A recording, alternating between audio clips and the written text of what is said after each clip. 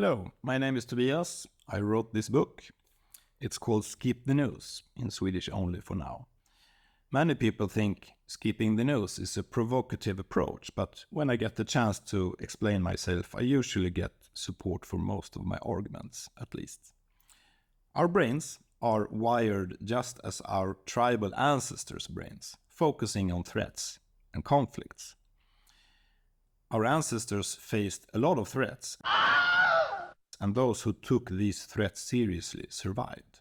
Nowadays, we're not exposed to many threats, but we are descendants of fearful people.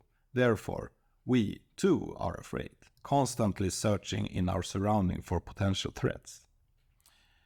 And if there's no threats in your immediate surroundings, you always have the news. There are always threats somewhere. Negativity is far more common in the news, because it's more engaging. This was exemplified by the news website The City Reporter. For one day, they chose to publish only positive perspectives in the news, and they lost 2/3 of their website traffic. If this is the news, it's not a surprise that people are not informed about the world around us. And it's not a surprise that a lot of people feel stressed out about the news or feel bad about the news. I was a news junkie, but 8 years ago I quit the news completely. I didn't miss the news at all. I became happier, more focused, and just as informed as most news junkies around me.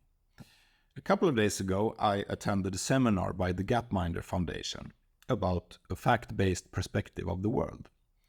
Before the presentation, we were asked to answer 9 questions about important issues in the world, like environment, population growth, and poverty. Of approximately 800 answers, no one could answer all these 9 questions correctly, but about 20 people answered 8 of these questions correctly, and I can proudly say I was one of them. Most people scored lower than if they had simply picked answers randomly.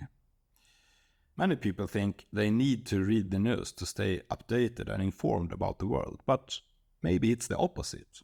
I got 8 of these questions right, maybe because I don't read the news. I think the news not only provide an incomplete perception of the world, they provide a distorted perception of the world. If you are a news junkie, you might find my arguments hard to process, but I would like to challenge you. Try to skip the news for 30 days completely. And after that, I can guarantee you will learn something about yourself and you will learn something about the news. After that, you can do whatever you like, of course, but I can guarantee you will learn something. What would you like me to talk about in the next video? How I stay informed without the news? Or are all news really that bad?